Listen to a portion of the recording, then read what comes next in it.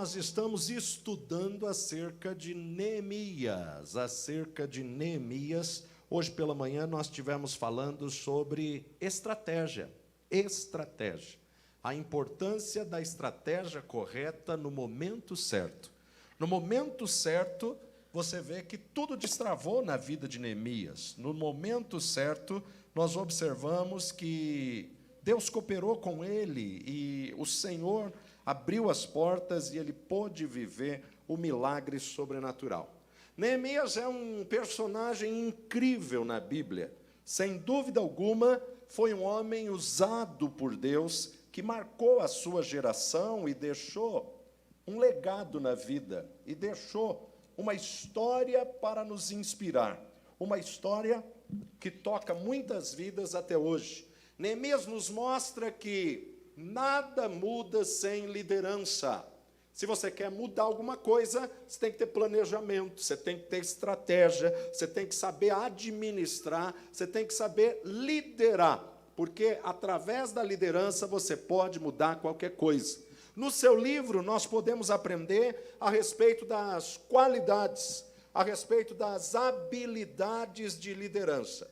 A palavra de Deus nos diz que Neemias é filho de Acalias. Seus avós provavelmente foram levados para o cativeiro da Babilônia. Provavelmente, porque a história de Neemias acontece mais de 90 anos depois da tomada de Nabucodonosor da Babilônia à cidade de Jerusalém. Então é provável que seus avós tenham sido levados cativos para a Babilônia, e quando Jerusalém caiu diante dos babilônios, viveram lá, desenvolveram família lá. Então é provável que Neemias tenha nascido no cativeiro babilônico, provavelmente nascido na Babilônia. Só que agora ele está como copeiro, agora ele está como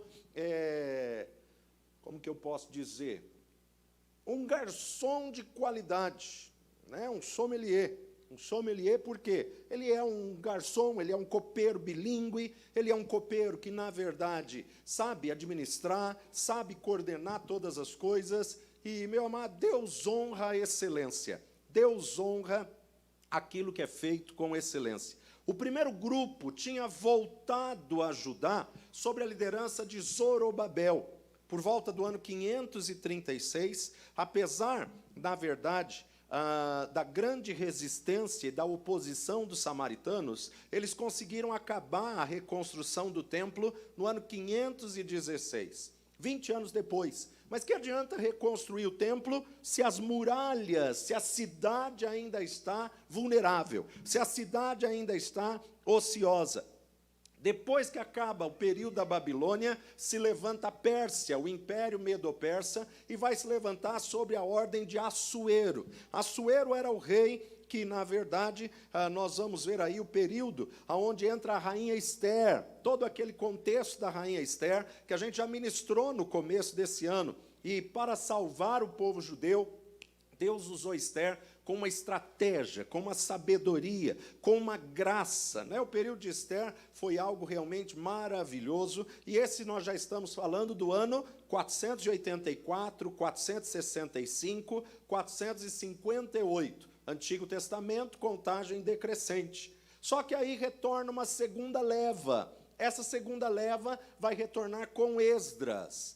Esdras, o governador, Esdras, o escriba. Esdras, na verdade, ele retorna para restaurar o culto. O mundo espiritual é muito organizado, e esses homens, na verdade, pela sua estratégia, pela sua organização, começaram a viver coisas gloriosas. E Esdras começa a promover uma reforma espiritual, no ano 458.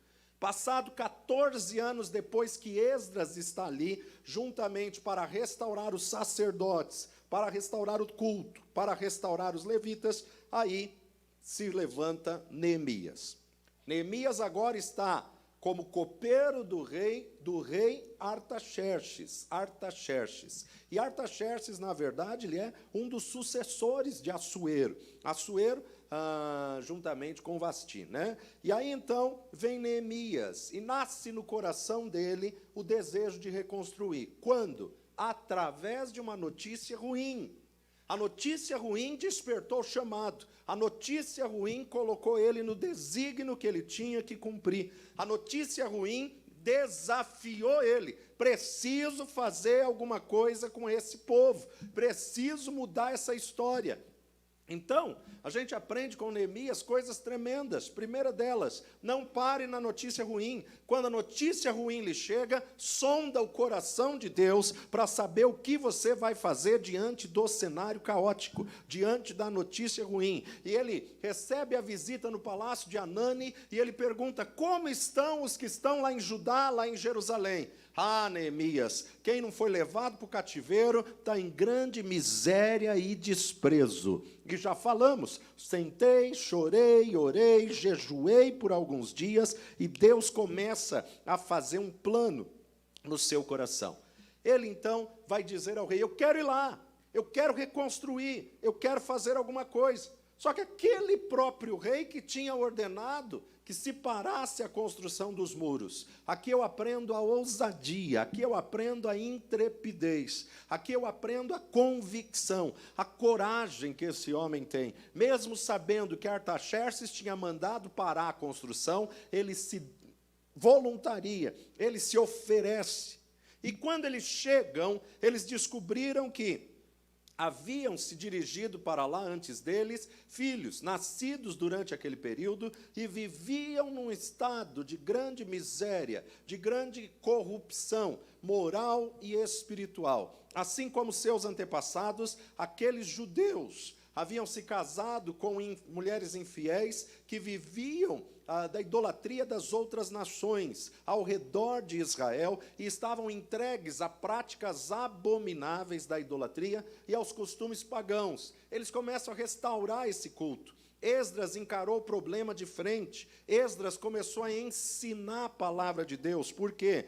Nada muda sem ensino, nada muda sem conhecimento, nada muda sem nós alimentarmos a nossa mente com informações novas, transformando a vossa mente pelo conhecimento. Então, o ministério de Esdras, ele preparou o caminho para a chegada de Neemias. O ministério de Esdras, ele fez a ponte para que surgisse Neemias em Israel.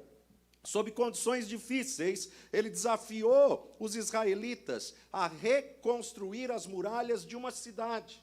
Mais de 90 anos que ninguém tinha feito o muro da sua própria casa, mas ele chega com uma garra, ele chega envolvendo, influenciando, ele chega contagiando as pessoas e ele acaba liderando, na verdade, o restabelecimento da vida espiritual, da vida social, da vida econômica, e nós podemos ver na vida, na história, no livro de Neemias, isso foi um grande feito milagroso. Neemias assumiu um cargo de confiança extrema no reinado de Artaxerxes. Ser copeiro daquele homem não era fácil. Um homem que, na verdade, era visado, um homem que, na verdade, as pessoas queriam envenenar, que as pessoas queriam tramar contra a vida dele. Neemias provava o vinho, Neemias provava a comida, Neemias era responsável em vigiar os aposentos, em vigiar o quarto,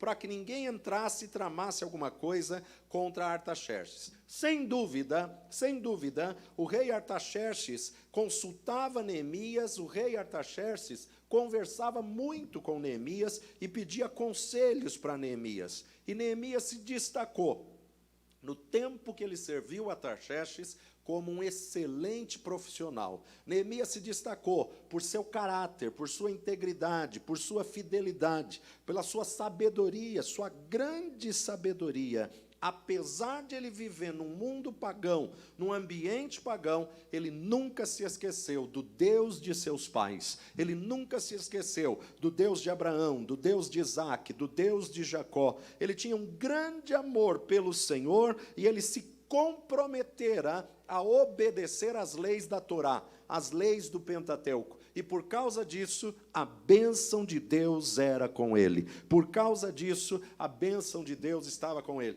Tem gente que não é abençoado, meu amado, porque é ruim de serviço.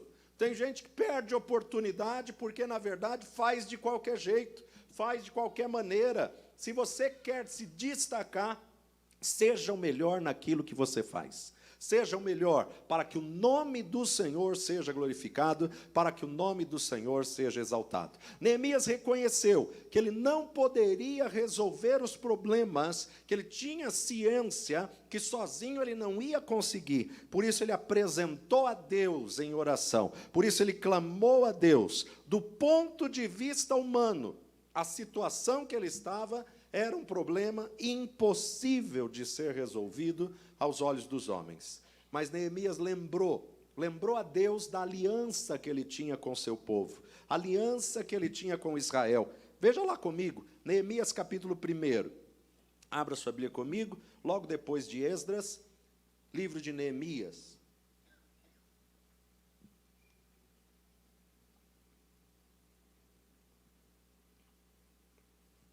Vamos direto para a oração de Neemias. Neemias capítulo 1, verso 5. E disse: Ah, Senhor, Deus dos céus, Deus grande e terrível, que guardas o conserto e a benignidade para com aqueles que te amam e guardam os teus mandamentos. Estejam, pois, atentos teus ouvidos e os teus olhos abertos para ouvires a oração do teu servo, que eu hoje faço perante ti, de dia e de noite, pelos filhos de Israel, teus servos. E faço confissão pelos pecados dos filhos de Israel, que pecamos contra ti, também eu e a casa de meu pai pecamos. De todo nos corrompemos contra ti, e não guardamos os mandamentos, nem os estatutos, nem os juízos que ordenastes a Moisés, teu servo. Lembra-te, pois, da palavra que ordenastes a Moisés, teu servo, dizendo: Vós transgredireis, e eu vos espalharei. Obrigado. Vós transgredireis, e eu vos espalharei entre os povos, e vós vos convertereis a mim, e guardareis os meus mandamentos, e os fareis então, ainda que os vossos rejeitados estejam no cabo do céu, e de lá os ajuntarei, e os trarei ao lugar que tenho escolhido, para ali fazer habitar o meu nome. Veja, ele está lembrando a Deus da aliança. Tu que guardas o concerto, tu que guardas a aliança. Ele está lembrando a Deus da misericórdia do Senhor. É normal, irmãos, quando fazemos um projeto, um planejamento, ficamos na expectativa de boas notícias. Quando você tem um sonho, você quer ver aquilo realizado. Quando você tem um sonho, você quer ver a concretização desse sonho. Então, você fica na expectativa de boas notícias. Mas sabe quando você está na expectativa de boas notícias e só vem notícia ruim, notícia ruim, notícia ruim, notícia ruim? Você calculou tudo certinho.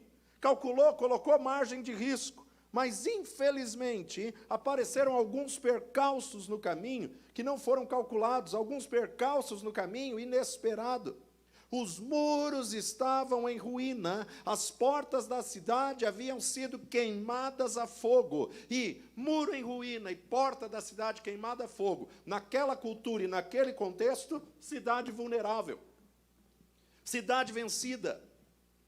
E quando essa Jerusalém é a tua vida? E quando essa Jerusalém é a tua casa, é a tua família? E quando as defesas da tua casa, da tua família, estão derribadas, destruídas, e as portas queimadas a fogo, e muitas vezes a família fica suscetível ao ataque, muitas vezes a família fica em grande miséria e desprezo, devido à posição influente e estratégica que Neemias ocupava na corte do rei. Ele tinha conhecimento de que Reum, um oficial, pensava e vivia em Samaria para poder fazer cumprir as leis de Artaxerxes. E devido à sua influência, ele sabia que Reum não era a favor do povo de Deus. Ele sabia, na verdade, que Reum havia escrito para Artaxerxes para informá-lo que os judeus, os quais ele havia dado permissão para voltarem para Jerusalém, reconstruírem a cidade, eles, na verdade, queriam sonegar impostos. E olha lá, volta comigo, Esdras capítulo 4. Esdras 4.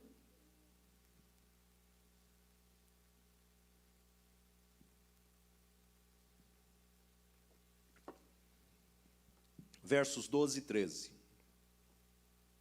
Saiba o rei que os judeus que subiram de ti vieram a nós a Jerusalém e edificaram aquela rebelde e malvada cidade, e vão restaurando seus muros e reparando seus fundamentos. Agora saiba, ó rei, que se aquela cidade se reedificar e os muros se restaurarem, eles não pagarão os direitos, os tributos e as rendas, e assim se danificará a fazenda do rei. Agora, pois, como somos assalariados do paço, e não nos convém ver a desonra do rei, por isso mandamos dar aviso ao rei, para que se busque no livro das crônicas de teus pais, e então acharás no livro das crônicas, e saberás que aquela foi uma cidade rebelde e danosa aos reis e províncias, e que nela houve rebelião em tempos antigos, pelo que a cidade tinha sido destruída. Ou seja, era do conhecimento de Neemias que Reum estava fazendo o rei cortar a prosperidade, a verba, cortar as riquezas, o socorro. Era do conhecimento de Neemias, meu amado, o não ele já tinha, mas o não o paralisou. O não fez ele desistir. A notícia ruim não fez ele parar. Como é compreensível, a carta tinha chamado a atenção de Artaxerxes. Após ter pesquisado a história de Jerusalém, ele entendeu rapidamente que o povo judeu não queria se submeter a outras nações, a outros reis, e poderiam, na verdade, acontecer que se os judeus tivessem sucesso na empreitada, fizesse uma rebelião, fizesse uma independência. Assim sendo, respondeu com uma carta pessoal. E o próprio rei Artaxerxes deu ordem para que a construção fosse interrompida. Olha lá, 4:21. Agora, pois, dai ordem para que aqueles homens parem, a fim de que não se edifique aquela cidade, até que se dê uma ordem por mim. A situação complica cada vez mais. Neemias sabia que o próprio rei Artaxerxes tinha suspendido a construção do muro. Neemias sabia que ele tinha mandado cartas para parar as portas. Neemias sabia que o desafio seria grande. Ele teve que ser muito ousado, ele teve que ser muito corajoso para pedir cartas, para pedir a autorização, para retomar a construção, para retomar as forças, para retomar as portas. Neemias não sabia realmente o que estava acontecendo, mas uma coisa foi certa: ele foi preparado para a batalha, ele foi preparado para aquele tempo. Deus te traz aqui nessa noite para te dizer: tudo que você passou te preparou para esse tempo. Toda luta, toda batalha, toda adversidade que você enfrentou, foi Deus te treinando, foi Deus te preparando, foi Deus te capacitando. Tem coisas que a gente não sabe por que a gente passa, mas a palavra de Deus nos diz: foi-me bom ter sido afligido, para que pudesse aprender os teus estatutos. A palavra de Deus me garante: todas as coisas cooperam para o bem dos que amam e servem a Deus.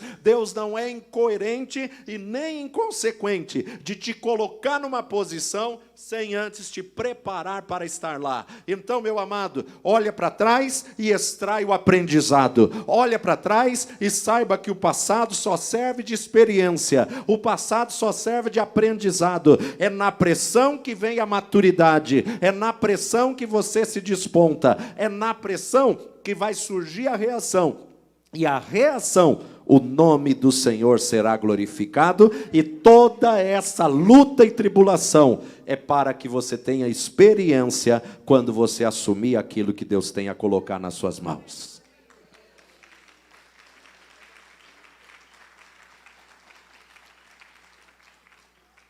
Do ponto de vista humano, Artaxerxes era a única pessoa que poderia autorizar Neemias. Do ponto de vista humano, Artaxerxes era a única pessoa que poderia ajudá-lo.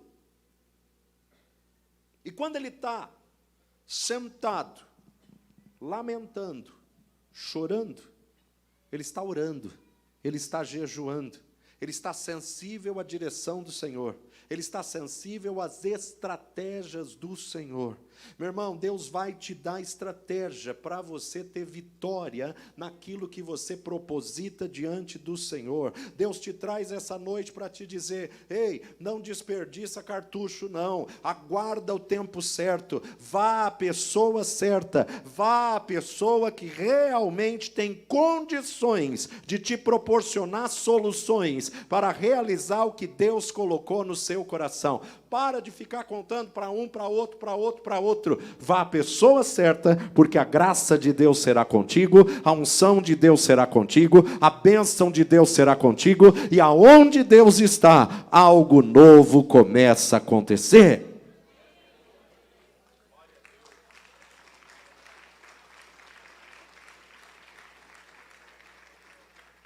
Neemias aprendeu a lidar com as situações e os desafios com grande sabedoria.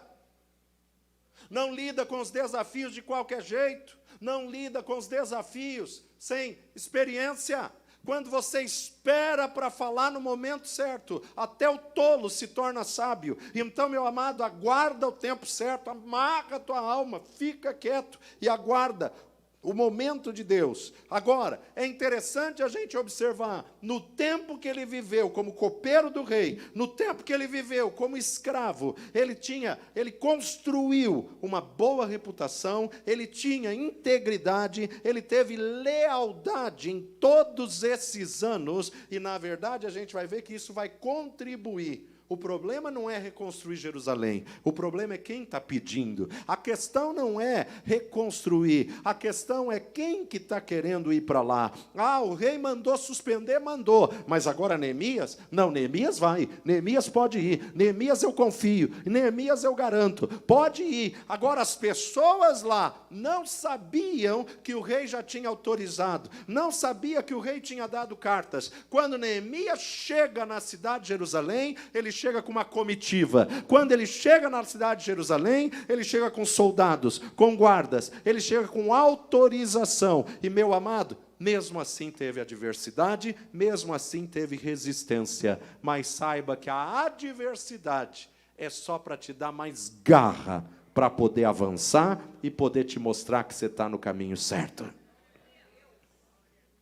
Neemias tinha confiança no rei. E o rei tinha confiança em Neemias. Confiança não se constrói do dia para a noite. Confiança se constrói por caráter, por integridade, por vivência, por experiência.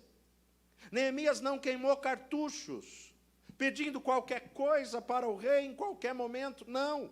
Quando ele pediu, pediu sério. Quando ele pediu algo que ele necessitava. Ele aguardou o momento certo e ele falou com toda sabedoria, com toda prudência, respeitando a cultura oriental, que honrava os ancestrais. Então ele não fala cidade de Jerusalém, ele não fala cidade de Judá, ele fala: ô rei, como não estaria triste o meu coração, visto que a terra dos meus pais, a terra do sepulcro dos meus pais. É para que você tenha experiência quando você assumir aquilo que Deus tem a colocar nas suas mãos.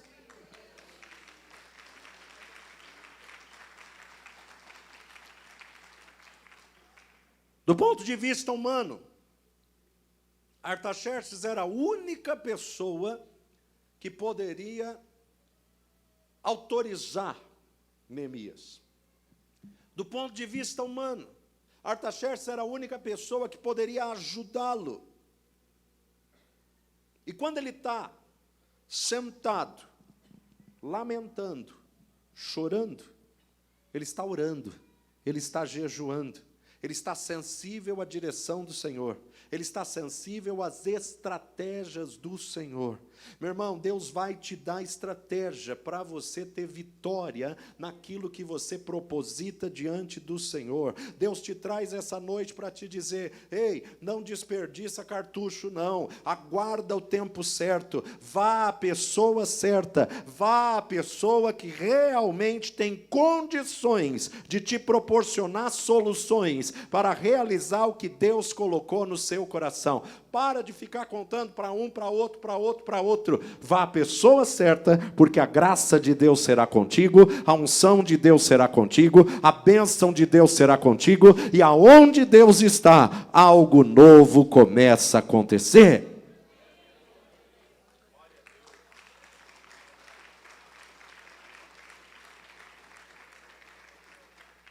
Neemias aprendeu a lidar com as situações e os desafios com grande sabedoria.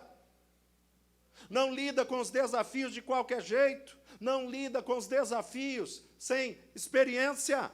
Quando você espera para falar no momento certo, até o tolo se torna sábio. Então, meu amado, aguarda o tempo certo, amarra a tua alma, fica quieto e aguarda o momento de Deus. Agora, é interessante a gente observar, no tempo que ele viveu como copeiro do rei, no tempo que ele viveu como escravo, ele construiu uma boa reputação, ele tinha integridade, ele teve lealdade em todos esses anos, e na verdade a gente vai ver que isso vai contribuir. O problema não é reconstruir Jerusalém, o problema é quem está pedindo. A questão não é reconstruir, a questão é quem que está querendo ir para lá. Ah, o rei mandou suspender, mandou, mas agora Neemias? Não, Neemias vai, Neemias pode ir, Neemias eu confio, Neemias eu garanto, pode ir. Agora as pessoas lá não sabiam que o rei já tinha autorizado, não sabia que o rei tinha dado cartas. Quando Neemias chega na cidade de Jerusalém, ele chega com uma comitiva. Quando ele chega na cidade de Jerusalém, ele chega com soldados, com guardas, ele chega com autorização. E, meu amado, mesmo assim teve adversidade, mesmo assim teve resistência. Mas saiba que a adversidade é só para te dar mais garra, para poder avançar e poder te mostrar que você está no caminho certo. Neemias tinha confiança no rei. E o rei tinha confiança em Neemias. Confiança não se constrói do dia para a noite. Confiança se constrói por caráter, por integridade, por vivência, por experiência. Neemias não queimou cartuchos, pedindo qualquer coisa para o rei em qualquer momento, não. Quando ele pediu, pediu sério. Quando ele pediu algo que ele necessitava. Ele aguardou o momento certo e ele falou com toda sabedoria, com toda prudência, respeitando a cultura oriental, que honrava os ancestrais. Então ele não fala cidade de Jerusalém, ele não fala cidade de Judá, ele fala, ô rei, como não estaria triste o meu coração, visto que a terra dos meus pais, a terra do sepulcro dos meus pais. Sabedoria. O texto é claro em dizer que a rainha estava presente. Já pensou se ele chegasse e falasse, rei, quero lá reconstruir Jerusalém? A rainha iria olhar para o rei e falar, não foi essa que você mandou parar a construção? Não foi essa que você suspendeu a construção? Mas não, ele fala exatamente o que caía na cultura da sua época, ele se adequou à cultura, que era honra aos ancestrais, o sepulcro da terra dos meus pais. Meu irmão, uma palavra dita na hora errada, ou uma palavra dita de maneira errada, você põe tudo a perder. Chegamos ao capítulo 2. Nesse capítulo 2, nos mostra um grande segredo, uma chave para o sucesso.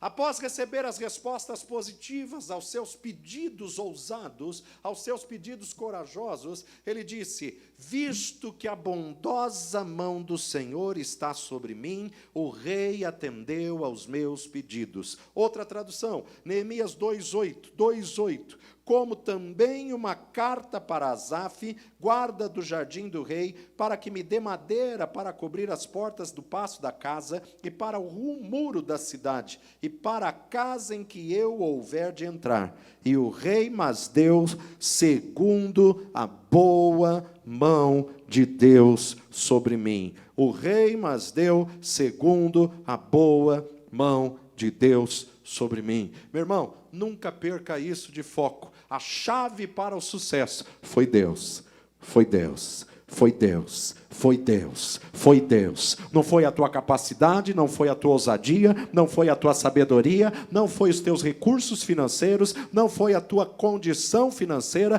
não foi o seu esforço. Foi Deus. A boa mão de Deus sobre mim. Agora é claro que ele tinha trabalhado duro. É claro que ele estava se preparando quando surgisse o momento oportuno, mas ele reconheceu que ele só tinha tido sucesso porque a bondade de Deus era sobre ele, porque a bondade de Deus era sobre a sua vida. Existem três tipos de pessoas no mundo, principalmente no reino de Deus, dentro da igreja. Existem as que não sabem o que está acontecendo, existem as que veem as coisas acontecerem, e existem as que fazem as coisas acontecerem.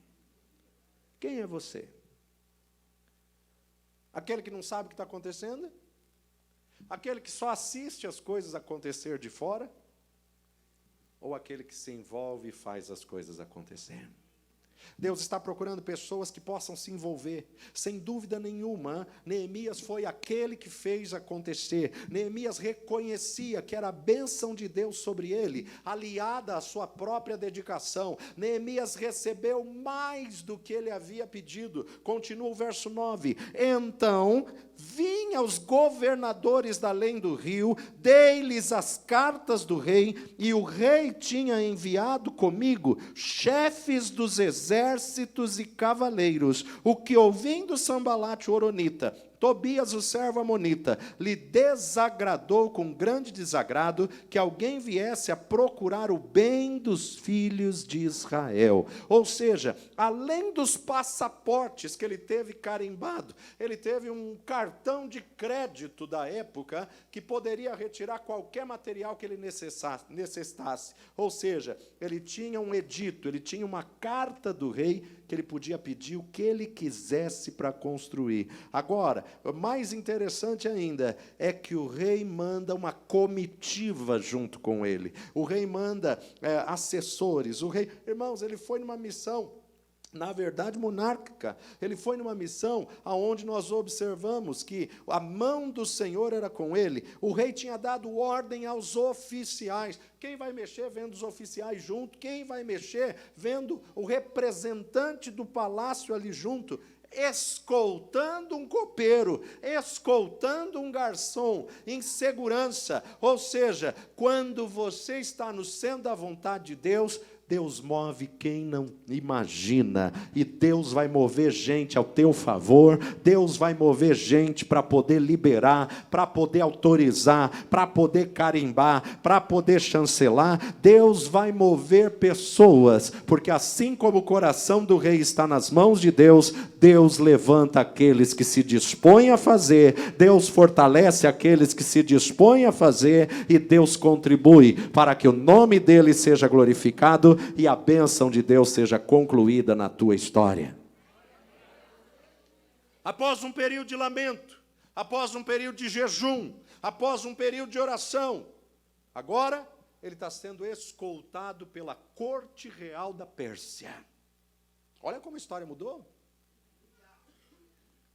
Escoltado pelo maior exército da época, pela maior potência mundial da época. Babilônia tinha caído, Pérsia tinha se levantado, governando e dominando sobre todas as províncias.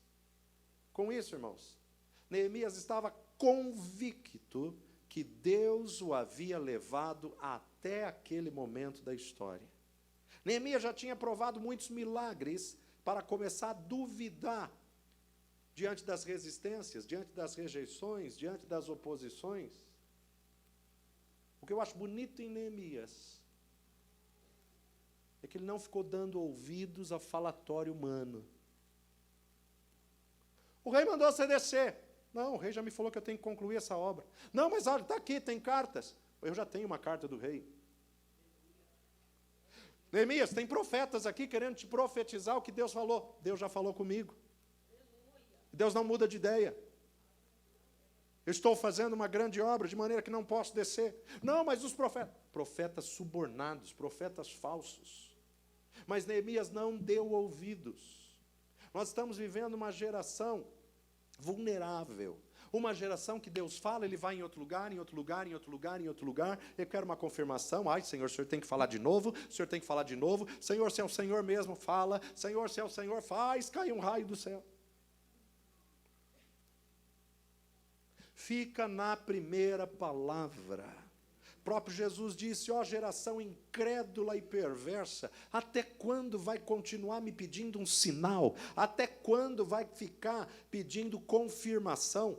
Meu irmão, Deus não fica mudando, não. Se Deus te trouxe para esta casa, é porque o Senhor quer fazer você frutificar nesta casa. Então, para de ouvir recado de Baal, para de ouvir recado de sacerdote maligno, para de ficar ouvindo Sambalate, Tobias e Gersem. Não, desce Neemias, desce Neemias. Neemias estava convicto do que Deus havia usado ele para fazer até aquele momento, e Neemias estava firmado. Eu sei em quem tenho crido e estou bem certo que Ele é poderoso. Assim como Jó, ele viveu determinado naquilo que Deus já tinha falado. Neemias não ficou titubeando entre dois pensamentos, entre duas ideias, mesmo depois de uma viagem exaustiva. Segundo alguns especialistas, a cavalo, a jumento ou a dromedário, a camelo, essa viagem deve ter durado mais ou menos 2 meses, só para chegar lá. Mas assim que chegou, ele arregaçou as mangas e foi trabalhar. Assim que chegou, ele não foi descansar da viagem, não. Olha lá, Neemias 2:11. Cheguei a Jerusalém e estive ali na capital 3 dias. De noite me levantei, eu e poucos homens comigo. Quantos? Não contou para todo mundo a estratégia.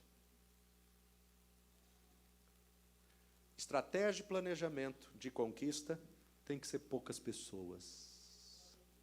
Para de ficar expondo sua vida no Facebook, nas redes sociais. Para de ficar revelando as estratégias.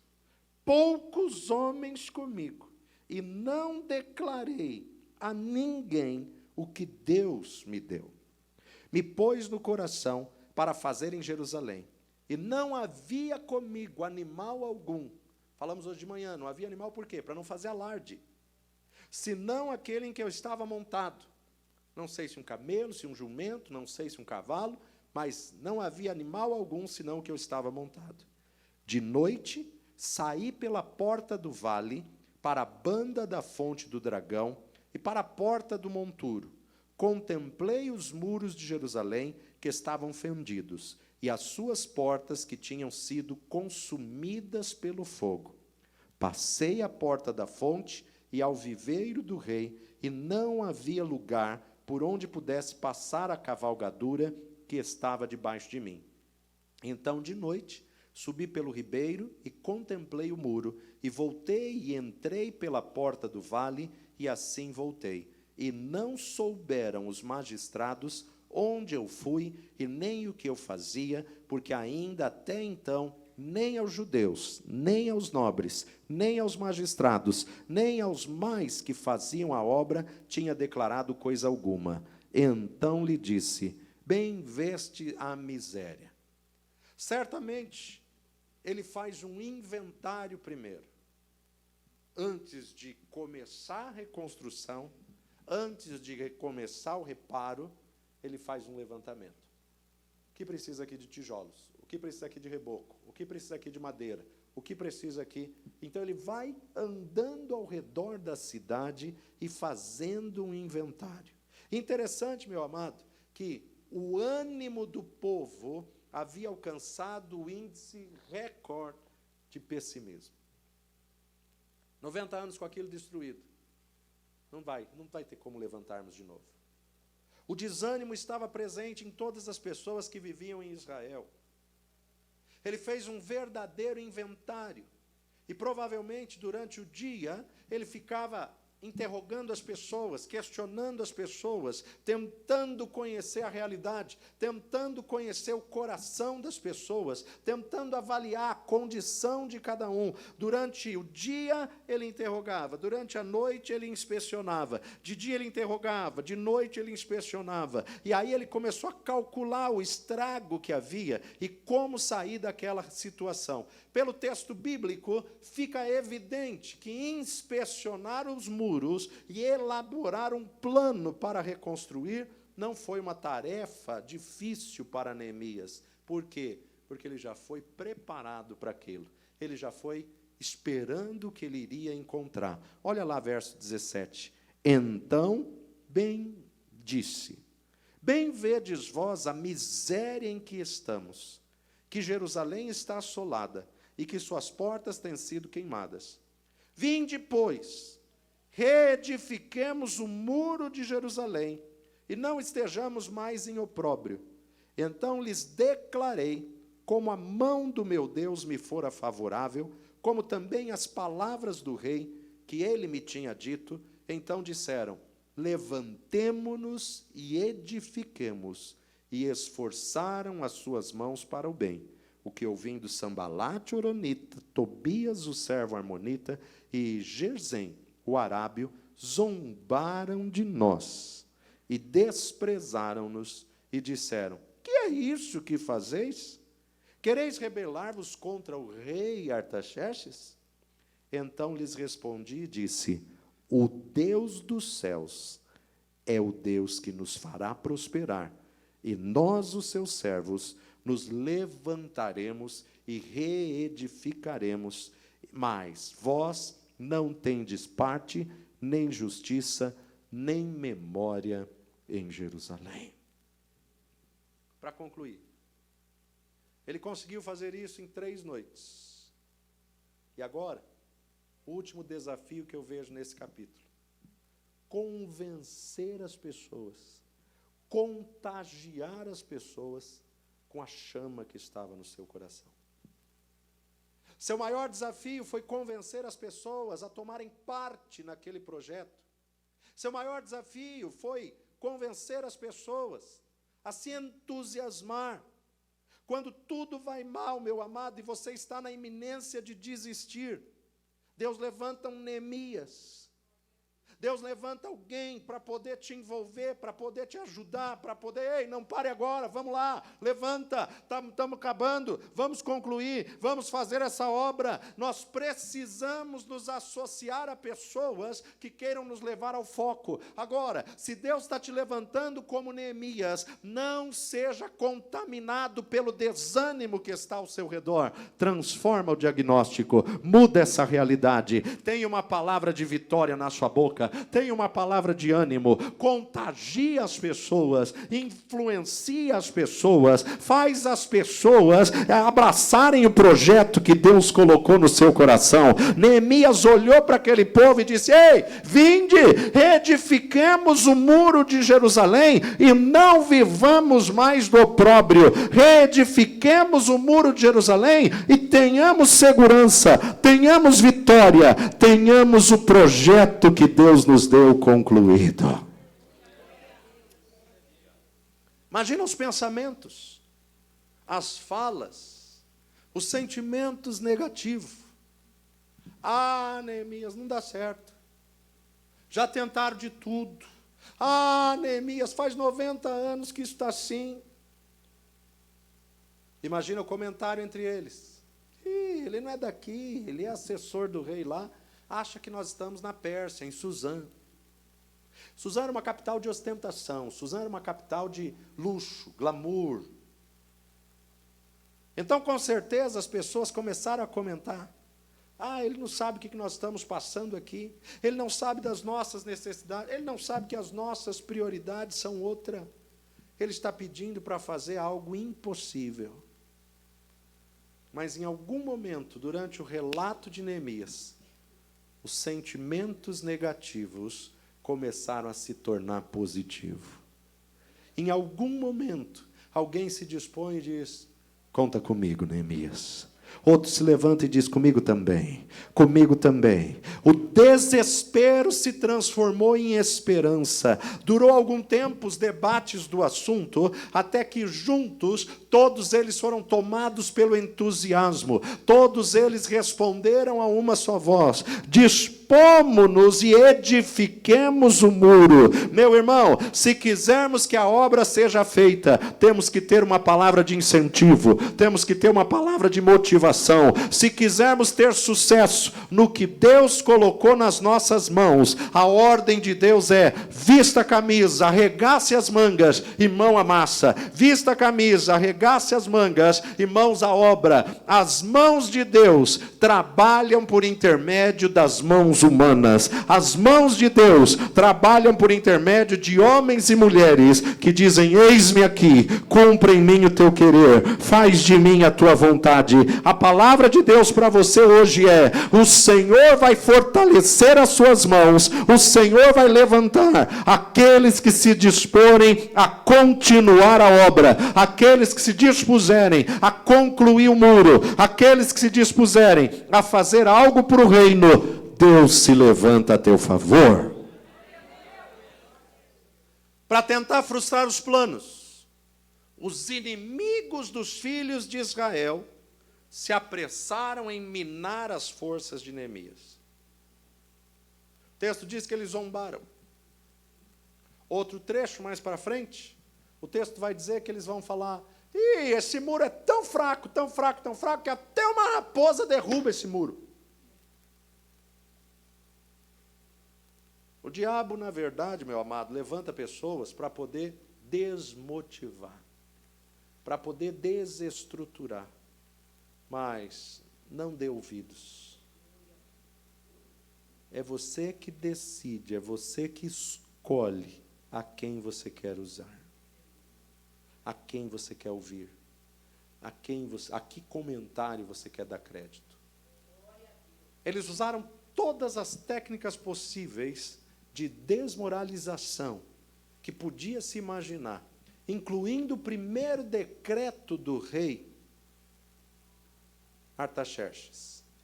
Embora Sanbalat e Tobias certamente tenham ficado sabendo que o decreto do rei tinha sido revogado, eles vão dizer para Neemias: está querendo se rebelar contra o rei?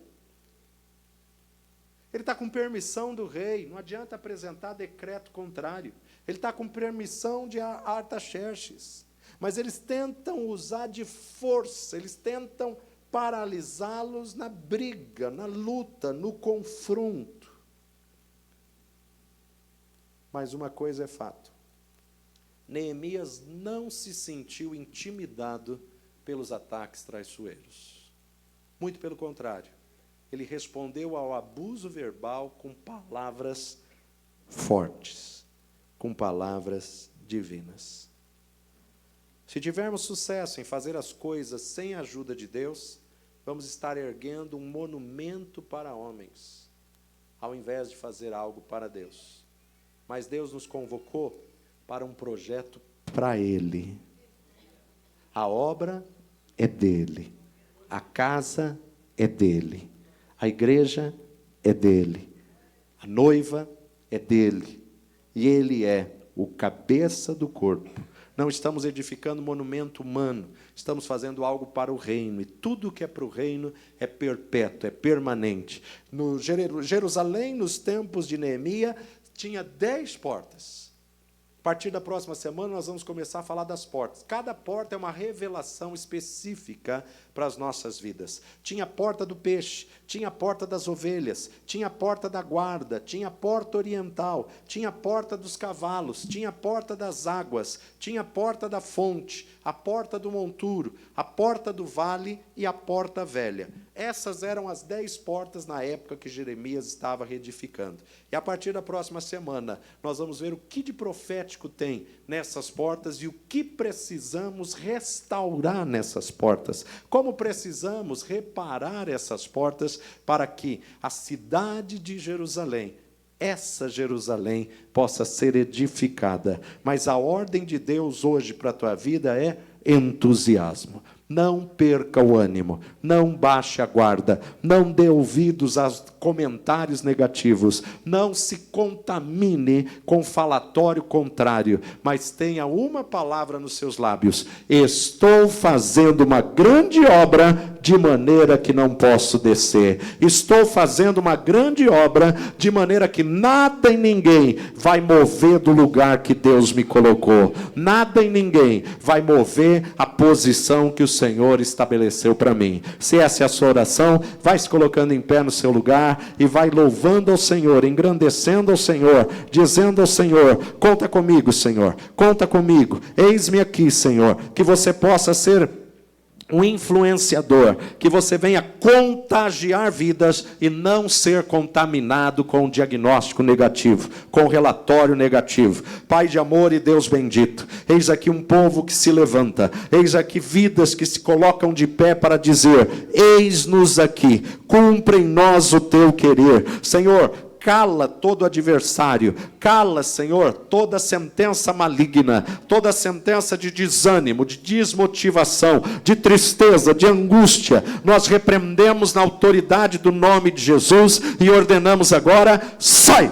Em nome de Jesus, fortalece aquele que está cansado, renova aquele que está abatido, levanta o que está caído. Pai de amor e Deus bendito, que possamos ter convicção: estamos fazendo uma grande obra, de maneira que não podemos descer. Sustenta o teu povo, sustenta a tua igreja, sustenta os sonhos, os projetos, os alvos. Capacita-nos, ó Pai, para planejarmos segundo a tua vontade. Capacita-nos para cumprir os teus projetos, os teus sonhos, ó Pai. Que o Senhor possa depositar em nossos corações aquilo que o Senhor quer que façamos nesta geração. Levanta a tua igreja como Neemias. Levanta cada um com visão de águia, com visão estratégica, com direção do Senhor, para que o teu reino seja estabelecido e o teu nome seja glorificado através das nossas vidas. É a nossa oração no nome precioso de Jesus.